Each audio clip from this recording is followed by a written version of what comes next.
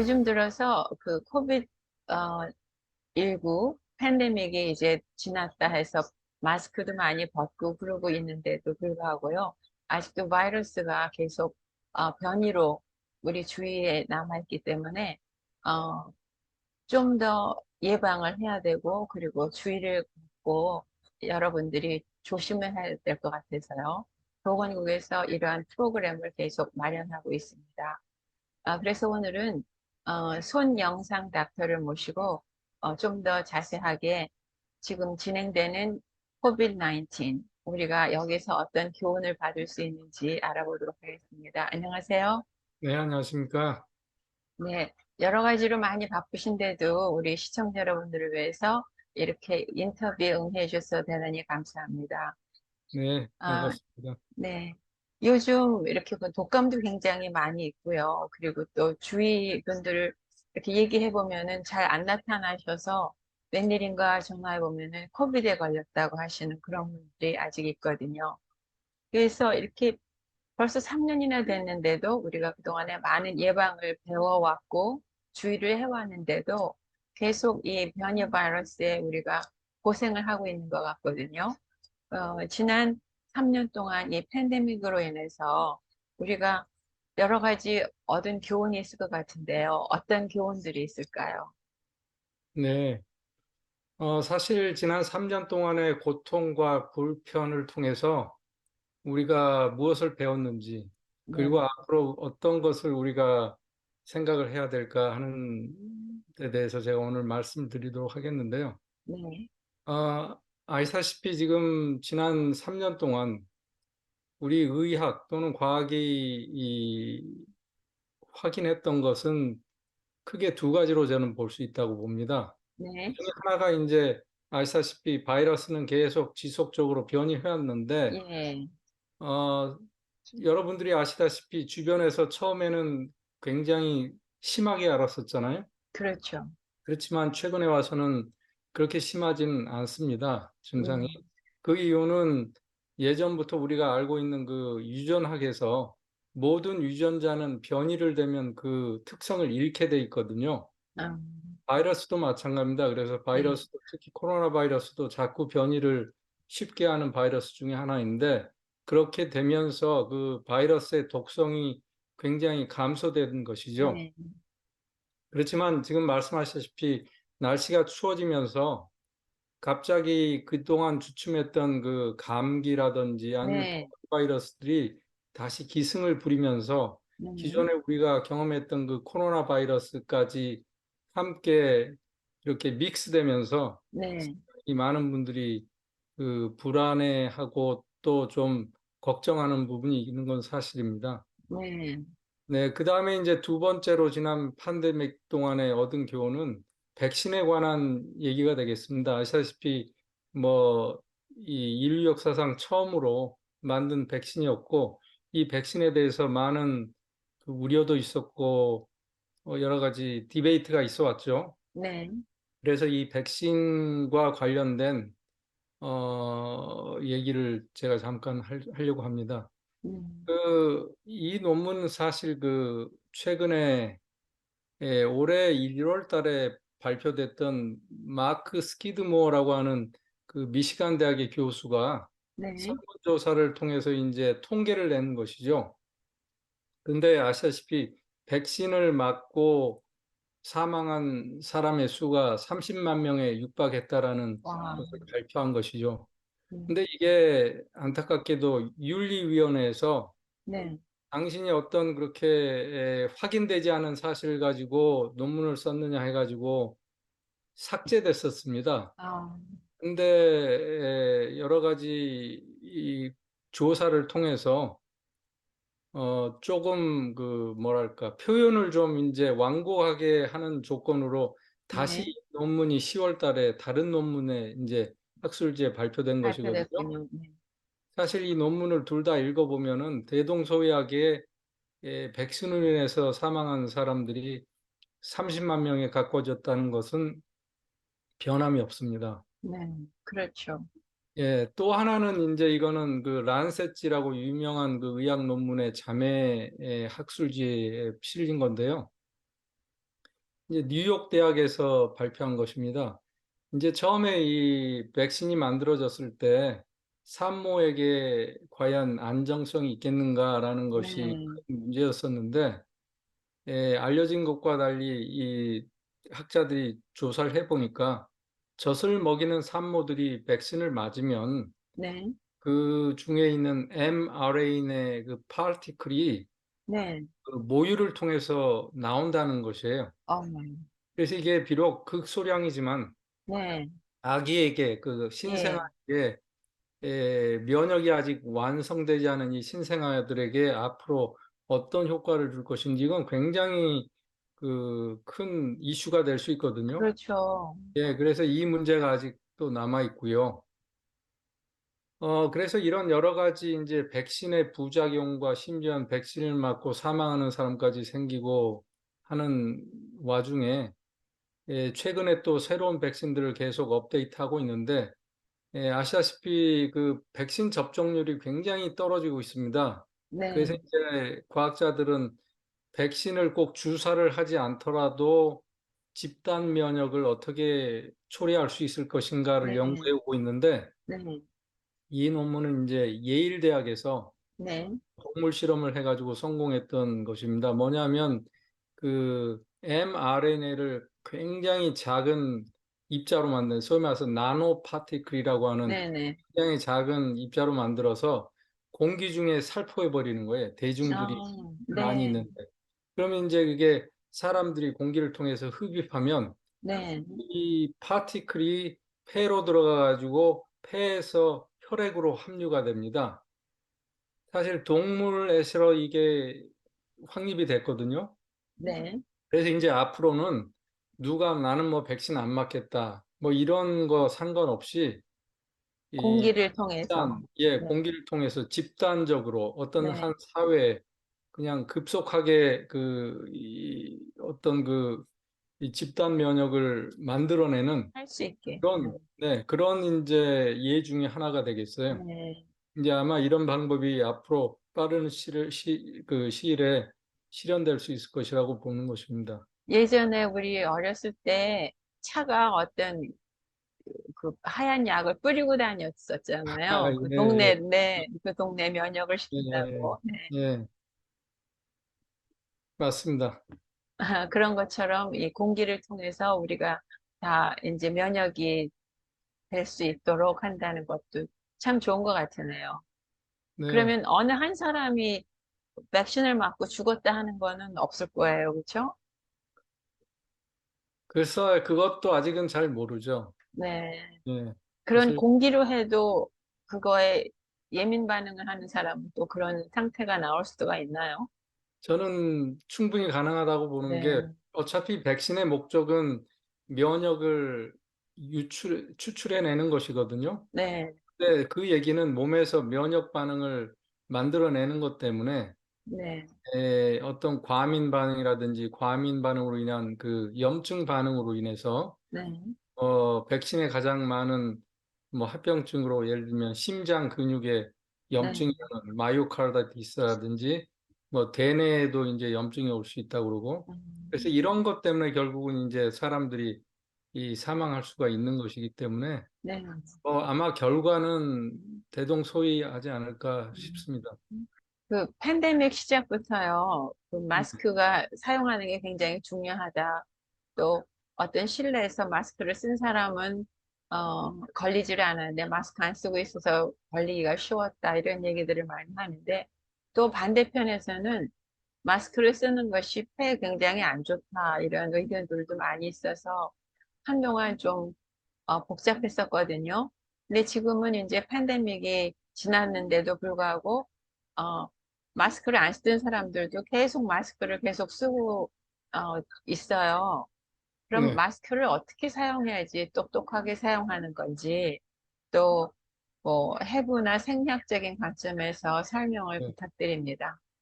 예, 제가 이제 오늘 말씀드릴 것 중에 하나 더 중요한 것은 그럼 앞으로 우리가 이 바이러스성 상기도염, 소위 말해서 감기라고 얘기하는 독감, 네, 이들 포함해서요. 이런 걸 어떻게 예방할 것인가?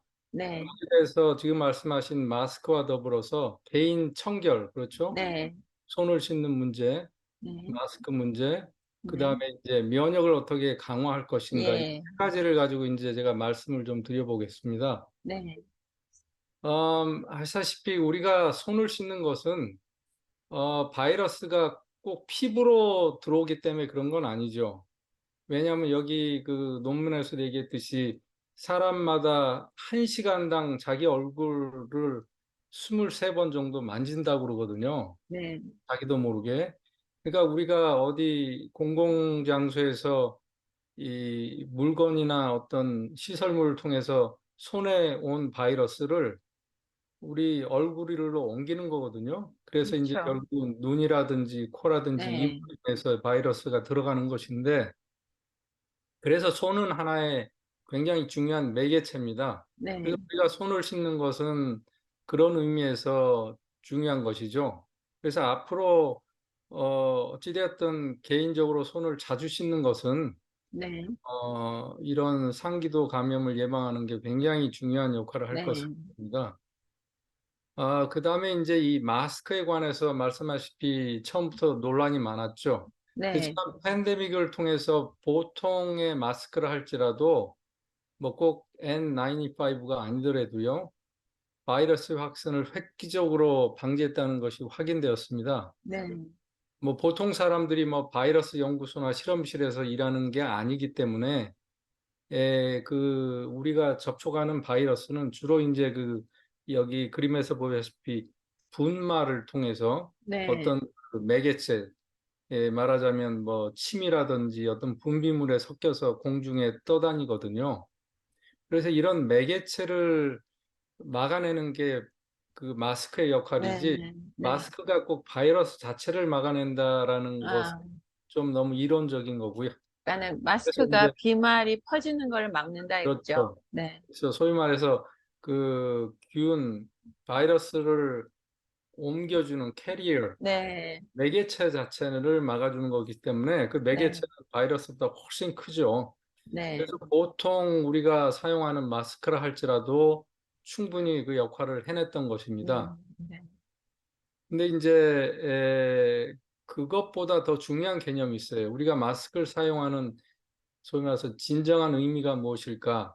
이게 바로 아까 사회자께서 저에게 말씀하신 그 생리해부학적으로 어떻게 우리가 마스크를 이해해야 될 것인가 이 얘기거든요. 네, 그건 굉장히 중요합니다. 제가 이제 이 슬라이드에서 보여드리면 우리 기도의 그 점막은 여기 그림에서 보시다시피 이 아주 특별한 모양으로 돼 있어요. 네, 그래서 이제 그 점막 세포들은 이렇게 그 머리카락처럼 말이죠. 네, 헤어셀이라고 그러는데 이 물결 치듯이 헤어가 네, 네. 움직입니다. 근데 말이 헤어지 이게 굉장히 미세하거든요. 그렇죠. 그다음에 이제 그 헤어셀의 헤어 위에는 이 점막 세포에서 이렇게 분비하는 그 점막들이 있어요. 네, 그게 하나의 그 필름처럼 이 막을 형성하고 있거든요. 네, 그래서 우리가 이제 코를나 입으로 통해서 들어오는 공기 중에 있는 이런 바이러스나 세균들이 이 끈적끈적한 점막에 달라붙게 됩니다. 네, 근데 달라붙은 다음에는 이 헤어셀들이 물결 쳐가지고 이것을 바깥쪽으로 내보냅니다. 네, 이게 바로 이제 소위 말해서 우리가 뱉어내는 가래에 해당이 되는 것이거든요. 근데 이런 그 생리 기전은 호흡기계를 이 건강하게 유지하는 데 굉장히 중요한 것이에요. 네, 근데 사실은 이 겨울에 우리가 왜 이 호흡기계 감염이 많은가? 이것은 네, 바로 우리 이런 기전이 건조해진 공기 때문에 점막도 말라 비틀어지고 헤어셀도 잘 안 움직이거든요. 건조해지면. 그래서 이런 기전이 망가지기 때문에 그런 것이죠. 그래서 네, 이런 그 해박적인 생리적인 백그라운드를 생각해 본다면 마스크를 쓴다는 것은 꼭 바이러스만 필터하는 그런 기능 외에도 더 중요한 것은 우리가 들이마시는 이 공기를 이 수분을 항상 유지시켜 준다는 것입니다. 네, 그래서 이 수분을 적절히 유지해 줄 때 이 우리 코에서부터 시작해서 모든 기도의 그런 방어, 즉 필터 네, 역할이 잘 유지되는 것이고, 그렇게 함으로 이 바이러스가 특히 이 우리 점막을 통해서 침투하지가 않게 되는 것이죠. 네, 그렇군요. 네. 사실은 이 코비드뿐만 아니라 인플루엔자 같은 걸 통해서 사람들이, 특히 노인들이 사망하는 이유가 되는 것은 그게 이제 결국 폐렴으로 넘어가는 것이거든요. 네, 네, 이 폐렴을 되면 왜 사망하는가 하면은 이 그림에서 보시다시피 이 허파과리라고 하는 폐의 가장 말단, 공기하고 피하고 접촉하는 부분은 막이 어마어마하게 얇습니다. 네, 만약에 바이러스가 거기까지 가거든 거기에서 이제 혈관을 타고 전신에 퍼지는 것은 아주 금방 이루어지죠. 그렇게 해서 그렇죠. 결국은 폐혈증으로 사람들이 사망하는 것이기 때문에 네, 우리가 이 호흡기계에서 가지고 있는 그런 그 필터 작용을 마스크를 씀으로써, 즉 안에 그 휴미디티를, 이 습도를 잘 유지해 줌으로써 네, 기능을 살리는 것은 결국은 아무리 노인분들이라 하더라도 바이러스가 들어와도 그게 폐렴으로 번지지 않게 할 수 있는 굉장히 중요한 역할을 하는 것입니다. 아까 사회자께서 말씀하셨다시피 이제 이런 마스크에 대한 논란 중에 하나가 그 지금 가장 흔하게 사용되는 이 두 가지 타입의 마스크가 있거든요. 네, 이제 시중에서 쉽게 구하고 우리가 일상적으로 사용하고 있는데, 이런 한국에서 주로 이제 한국식약청에서 이 허가했던 거라서 K가 붙습니다. KF, 코리안 푸드 앤 드러그. 네, 근데 여기에서 만든 이 마스크들이 이제 폴리프로필렌이라고 하는 이걸로 만들어서 말이죠. 그 입자들이 굉장히 좀 안 좋거든요. 소위 예, 말해서 새집 증후군이라고 하는 그 예, 예, 휘발성 유기화합물에 해당이 되는 것인데, 그게 계속 우리 몸에 들어올 때는 그게 간이라든지 이 여러 가지 신경계통에 안 좋은 영향을 줄 수 있다. 이게 그렇게 돼 있죠. 근데 네,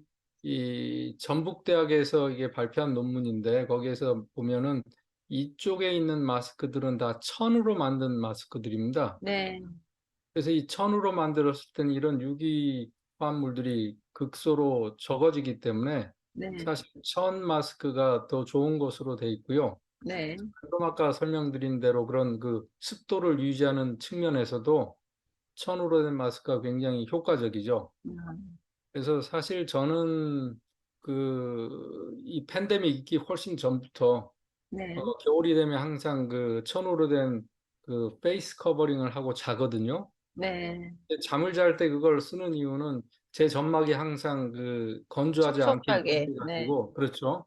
그래서 제가 매일 뭐 병원 회진도 하고 늘 뭐 호흡기 감염 환자들을 네, 보더라도 제가 이제 걸리지 않고 유지되는 하나의 비결이었어요. 그렇군요. 네, 예, 그래서 아마 이것을 듣는 여러 시청자들께서도 아마 네, 그것을 생각해 보시면 좋을 것 같습니다. 네. 네, 오늘, 네, 마지막으로 제가 이제 세 번째, 앞으로 어떻게 하면 호흡기계 감염에 대해서 살아남을 것인가? 그건 이제 우리 몸의 면역력이겠죠. 근데 이 코비드가 이제 있으면서 3년 동안 많은 논문들 중에 나온 것 중에 하나가, 비타민 D가 혈중 농도가 높은 사람들은 설령 코비드에 걸려도 쉽게 회복이 되더라. 폐렴에 음, 잘 걸리지 않더라. 이런 네, 얘기거든요. 근데 이 비타민 D 자체의 어떤 이 양약적인 효과보다는 이 비타민 D가 있게 만든, 우리 신체 내에서 만들어준 햇볕의 얘기거든요, 사실. 네, 그래서 우리가 이제 햇볕을 너무 이렇게 건강에 적으로만 생각할 게 아니고, 네, 또 이제 우리 피부를 생각할 때는 갑작스럽게 과도한 용량으로 햇볕에 이 노출되는 건 피해야 되겠지만, 평상시에 매일매일 규칙적으로 이렇게 노출되게 함으로 말이죠. 네, 우리 몸의 면역을 강화시키고, 그렇게 하는 것이, 햇볕이 결국은 이 백신으로 인한 그 합병증도 염증이라고 그랬고요. 네, 코비드 바이러스 자체로 인한 것도 염증인데, 이 음, 염증, 즉 과도한 면역 반응을 잠재우는 게 햇볕이거든요. 네, 그래서 이게 또 하나 중요한 오늘 말씀드릴 포인트가 되겠습니다. 네. 오늘 이렇게 시간을 내주시고 자세한 설명해 주셔서 우리 건강에 유익한 정보를 해주신 거에 너무 감사드리고요. 앞으로도 또 우리가 이러한 시간이 있으면은 좋은 인터뷰에 응해 주시기를 부탁드립니다. 네, 감사합니다. 감사했습니다. 네. 네.